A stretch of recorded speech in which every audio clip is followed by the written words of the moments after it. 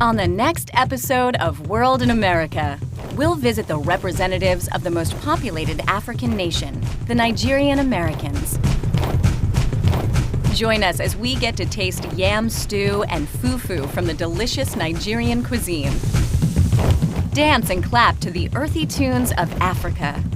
And share in the hospitality and the experiences of Nigerian Americans. All coming up next on World in America.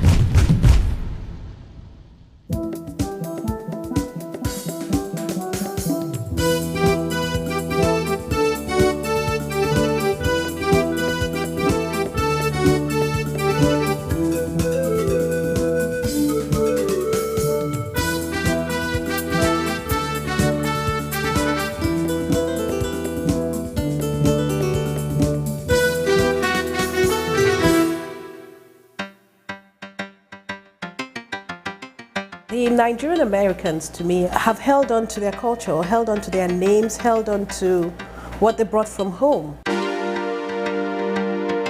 Nigerians are very industrious. They are not timid. The Nigerians are highly ambitious. I do not believe coming here you have to forget your past. Your past is actually what makes you. It's what you are.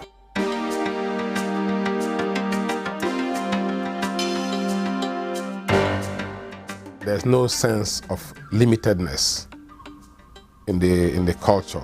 The sky is not even the limit. The sky is open, and people feel that they can accomplish whatever they need to accomplish. Located in Western Africa, Nigeria takes its name from the river Niger, which runs through it. Its neighbors are the Republic of Benin to the west, Niger to the north, and Chad and Cameroon to the east. Research shows human inhabitation in the region existed since 9000 BC. Home to many successful African kingdoms like the Fulani Empire, kingdoms of Neri, and of Benin.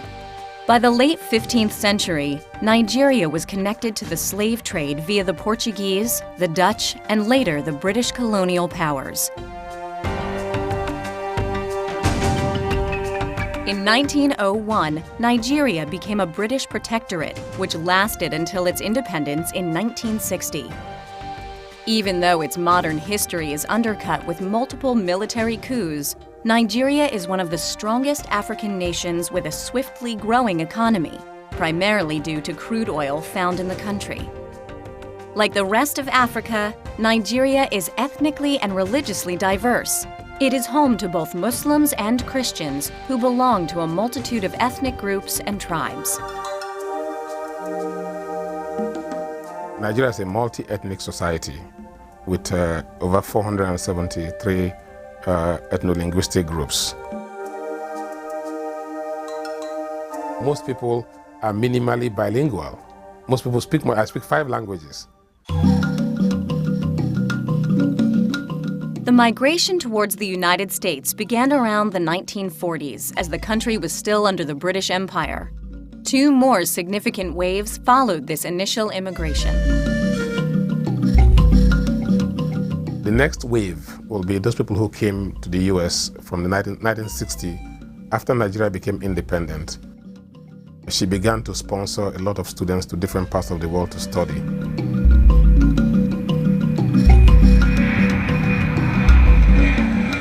The third wave will be people who came here from the 80s. This is a more mixed group that includes students as well as professionals who emigrated here to seek different professional opportunities.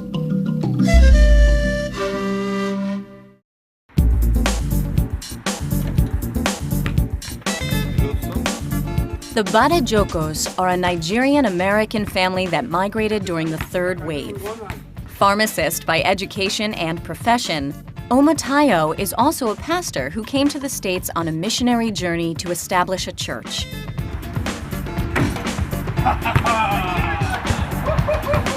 He later married Inibokum, and now they raise 3 beautiful children together. In the Nigerian tradition, name-giving is a serious undertaking, and names are given according to the unique experiences and the spiritual context into which a child is born. My children's names, well, they're very meaningful to us because we were married for 6 years before we had children, and we didn't want it that way, but well, I think that was what God wanted. So all our children's names glorify God. The first one is Boluwatito. It means how great God is, how great thou art. But we call her Tito because, of course, that's a mouthful. The second one, Oluwanimininu. Oluwanimininu means God is mindful of me, or God has me in mind, because we gave birth to her when the last thing on our mind was having children. We just came to America. We're still trying to settle down, and having children was the last thing we wanted. So for us to have a child at that point in time, well, we believe God has something in mind for us. My last child, Mojere Oluwa, I had the baby and it was a boy. So I had a boy and I have girls. So I said, Mojere Oluwa, I have profited being with the Lord because I have gained. I have everything I need.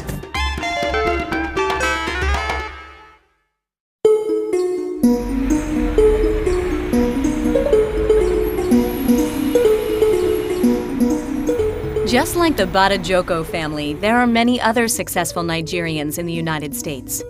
Serving as the chair of Department of Africana and Puerto Rican Latino Studies at Hunter College, New York, Dr. Ehedu Iwerebo is one such example. A proud graduate of Columbia University, he is the very example and realization of how Nigerians prioritize and value education above many other aspects of life. And in Nigeria, education is virtually a secular religion.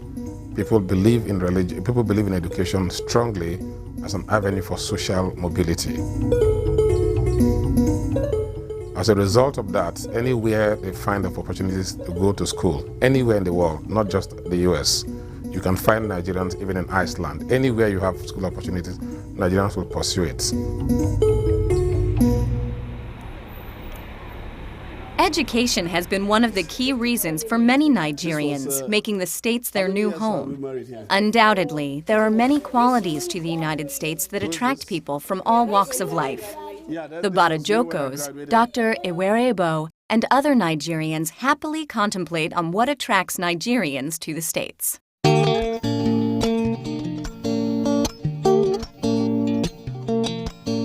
You can dream, have ideas, and work towards it and bring it to fruition. You know, security is sure. At home, sometimes you're not very sure what security is like.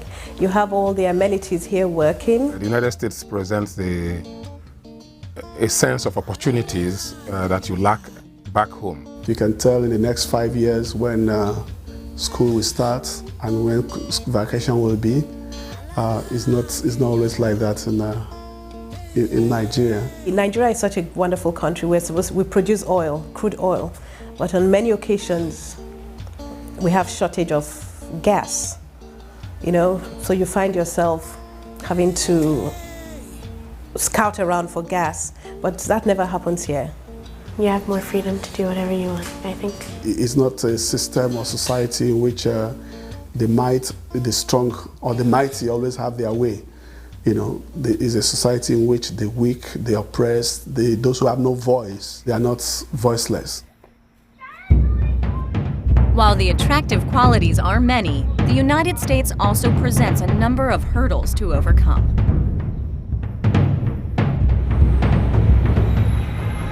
Coming from the unique Nigerian culture, they faced challenges that include food, dressing habits, the weather. The family support is what we really don't have here, the extended family support. There's no free lunch in America. Everything in America costs you money. So the only thing we don't pay for is the air we breathe. That if I'm cooking and I discover maybe I don't have salt, if I'm at home, because somebody's in the house, I could just rush to the store and come back. But if I have to do that, I have to put all my kids in the car. America is a leveler. When you get to America, you start all over again. It doesn't matter whether you have a PhD in Oxford or wherever. When you come to America, all of your certificates or credentials are not is nothing.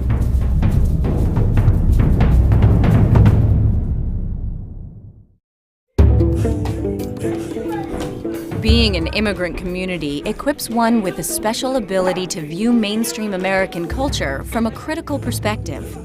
The Badajokos voice their opinion on how their ancestral culture differs from the one they have found here.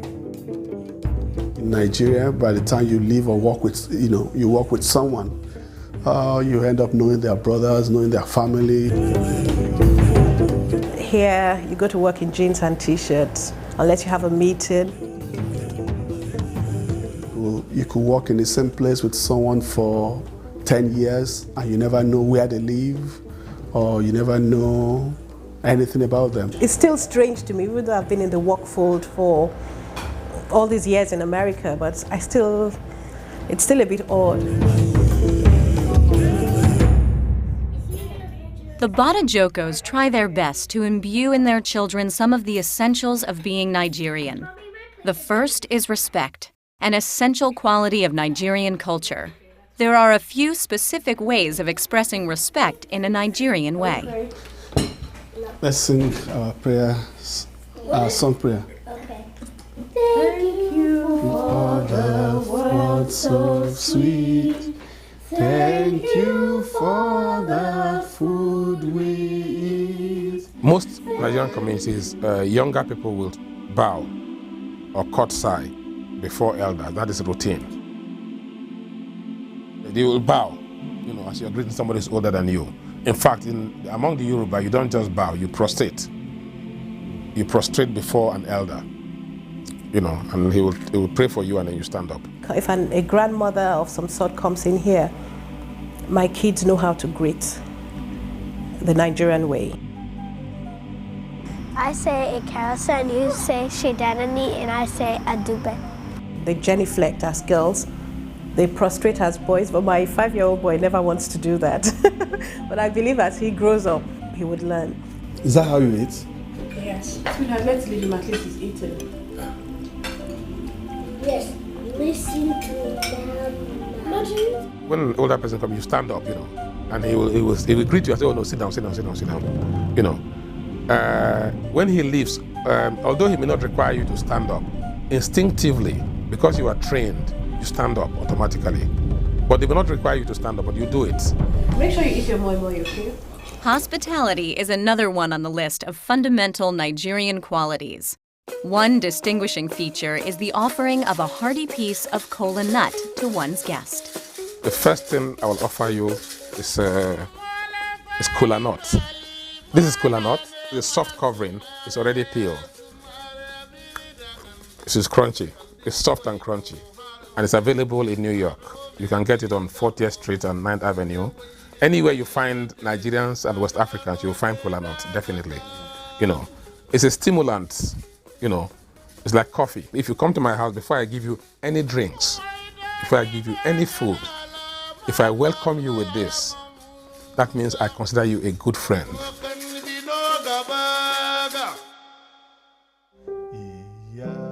Tito, the Badajokos' eldest child, plays a quintessential Western instrument to a well-known Nigerian tune.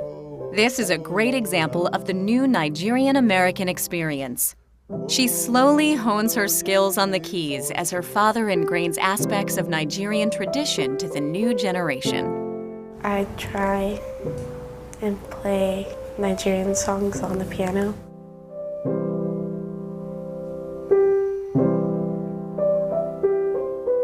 You can express yourself by the way you're playing. If you're playing really hard on the piano, you're usually mad. If you're playing in minor key, you're usually sad. But if you're playing in major, you're usually happy.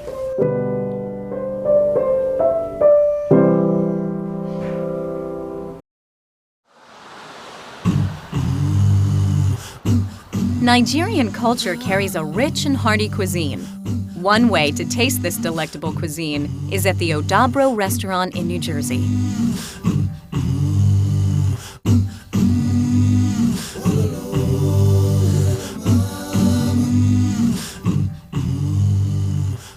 Most Nigerian dishes are served with a side of fufu.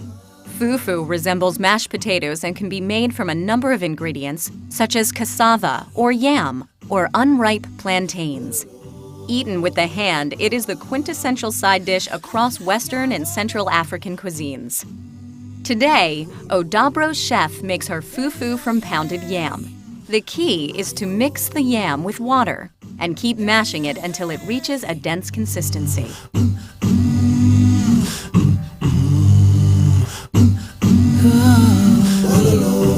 Yam is used to its fullest potential in Nigerian cuisine.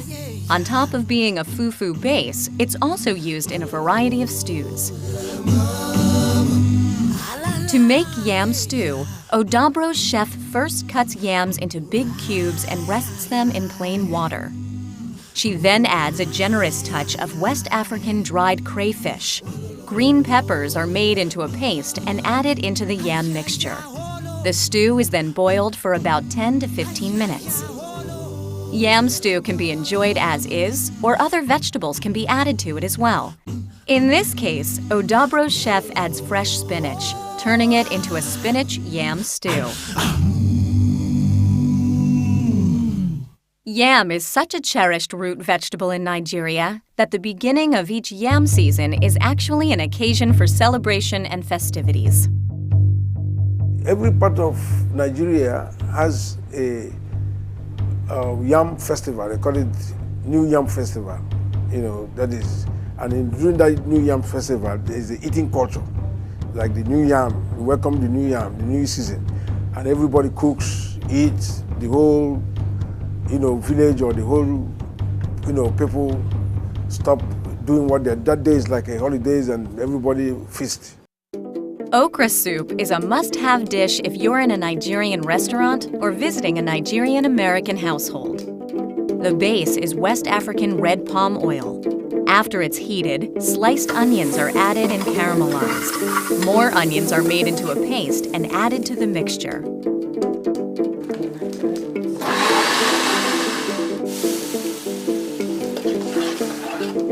Then, fresh fish is allowed to simmer in the pot.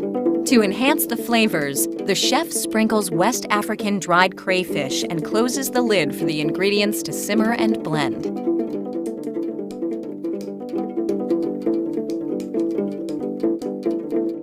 The main ingredient, okra, is then added in 2 steps. The first half is blended into the food processor to add a smooth okra feel. The second half is added as small pieces. The very last enhancement to the okra soup is fresh spinach.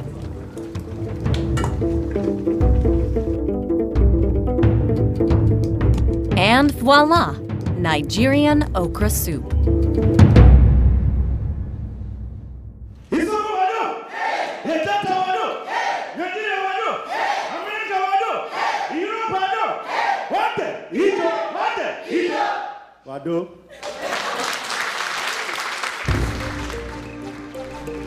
Art is the most universal language and an accessible conduit of any culture. Led by Joyce Adewumi, Nigerian American artists team up with a very diverse group of other artists from places such as Japan and Haiti to organize an annual concert in Manhattan. We have our annual concert every year. This one is our 5th year. And what we do, we showcase the best in African traditional, popular, and art music. And we also honor those people in the community who have contributed to the preservation and promotion of African culture. This kind of a performance, we hope that people in the United States will have a good taste of African culture tonight and cherish it for a long time.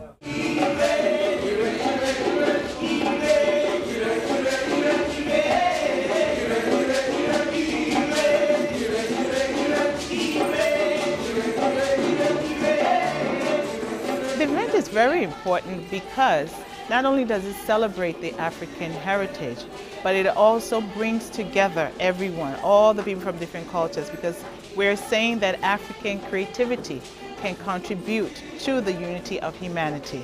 So the New York African Chorus Ensemble is comprised of different races, people from different races. We have Japanese, Chinese, Anglo-Americans, African-Americans, continental Americans. You know, we have people from all over the world. This is one world. The world is for everyone. So the more you know about other people, the more you know about yourself. Master player Yakuba Giabati treats the audience to the warm beats of a traditional West African instrument known as the kora. Composed of 24 strings, this instrument takes all in the audience to the next level when accompanied with the African percussion instrument djembe.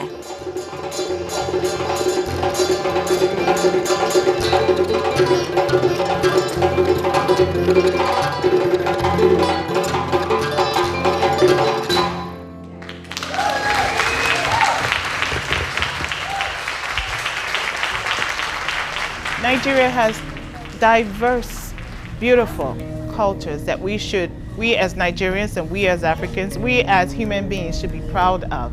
And we're sending a message back home that be proud of who you are. Continue to keep the culture alive because it's very relevant here in the 21st century, is relevant in Africa, is relevant in Nigeria, is also relevant all over the world, including the United States of America. As Nigerian Americans like Joyce Adewumi continue to present the best of Nigerian culture through the arts, and as families like the Badajokos continue to thrive in their new homeland, we are reminded once more about the rich diversity and the generous hospitality that the United States of America offers to her citizens.